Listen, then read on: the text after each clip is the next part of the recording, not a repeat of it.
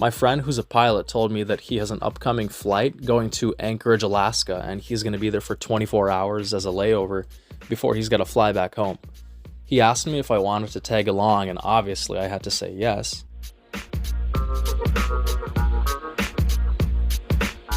The trip automatically started off with excitement because we had to deboard our plane. Something on it was like glitching out or broken, but there was like another plane that we could take. We just had to wait another hour and a half for it to be ready to go. All right, finally getting on. It's been a bit of an adventure, but it's worth it.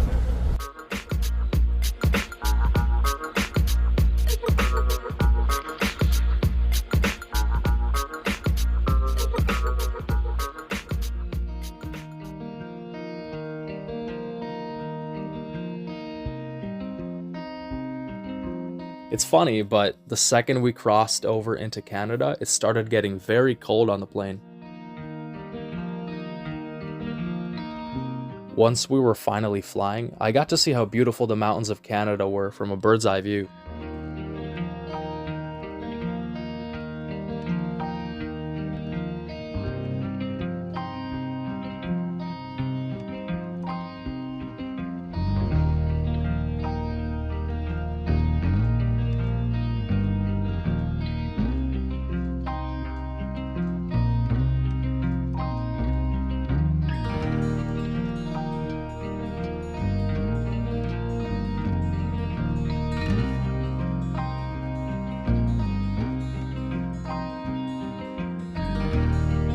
After taking a taxi to our hotel and dropping our stuff off, we decided to go to a restaurant serving tiny Russian meat pies known as pelmeni.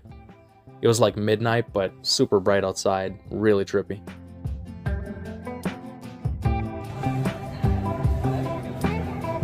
Our ultimate goal was to hike to the top of a mountain called Flat Top Mountain before flying back, but we decided to kill some time by exploring Anchorage in the morning before our hike.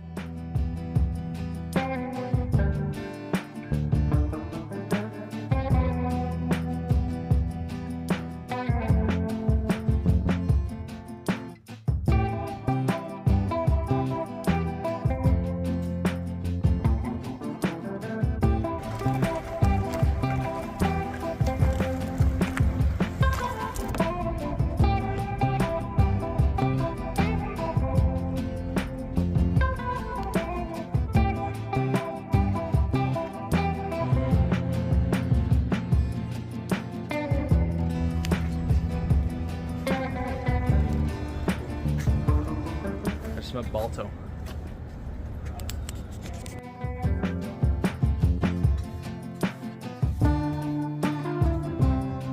The best way that we found to get up to the trailhead without spending a ton of money was through this bike rental shop. They offered like a van ride up to the trailhead, but it wasn't like a direct route. There was like an extra 15 minutes added because the guy gives you a little tour of the city.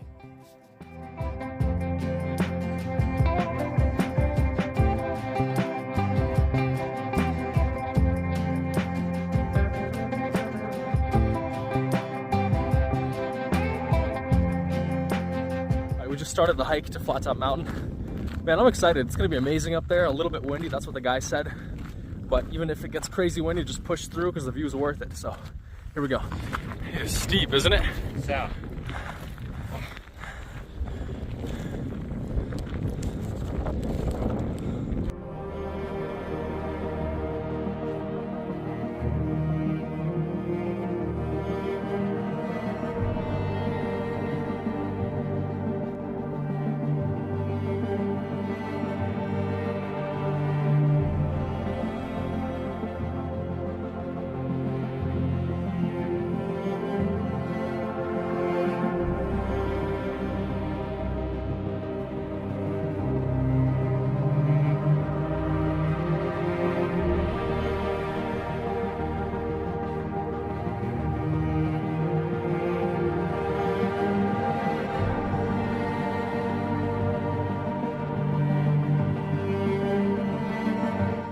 This last little section here, like the wooden steps was, whew, man, it took a lot out of me. That's crazy.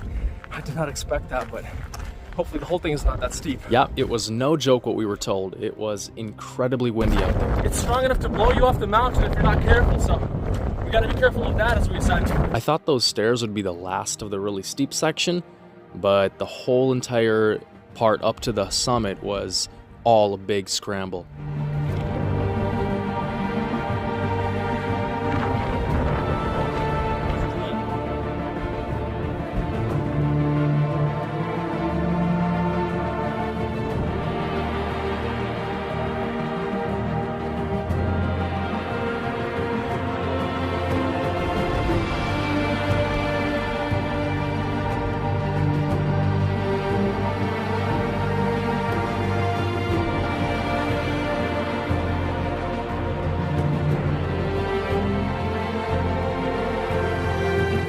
Flag is so loud.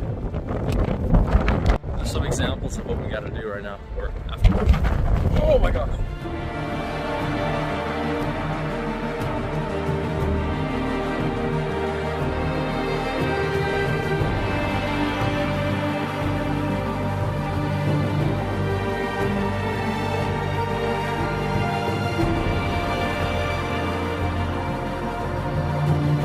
I guess I thought the regular route was a little bit boring because I found a much more sketchy route to the left of the regular path. Just found a little path here. Just drops way down. I decided to take that trail. There's Kevin. Okay. There's like a little bit of snow, a little glacier. It's really cool. Very scrambly, so I think it's a little bit more difficult.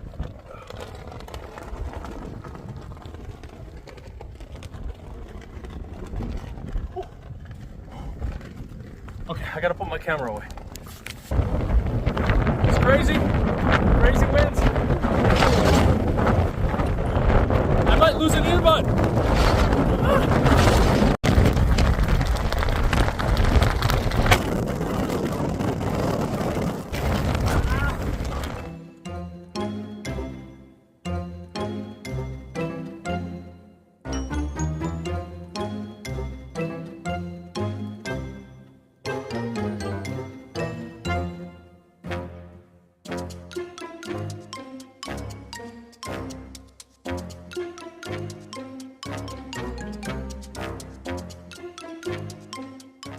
The guide was being super judgmental, and by that I mean he judged that we were fit enough to take the harder way down.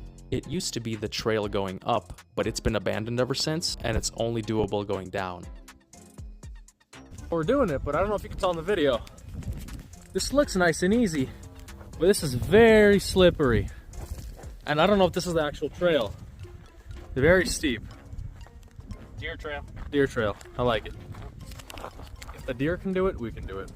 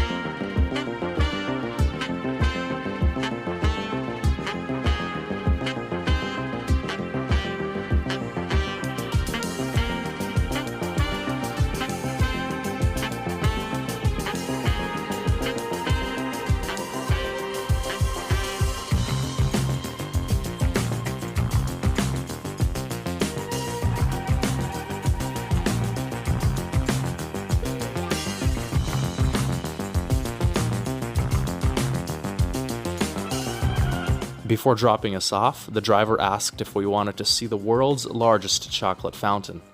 I don't know if this is really it, but it's really cool regardless. No joke, but on the drive to the airport, I found out that my Uber driver is literally my wife's dad's cousin. Small world, huh?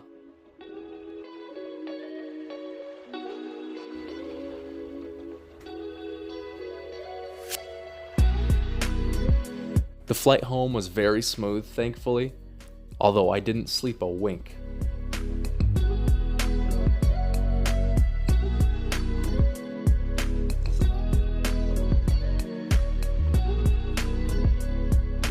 When we finally got back to Minneapolis, I was absolutely delirious, but still very glad to be home and to see the beautiful skyline of Minneapolis, as well as my wife. This is a bit different than my usual outdoor adventure video, but please, if you like the video, and if you want, you can subscribe. Thank you. See you next time.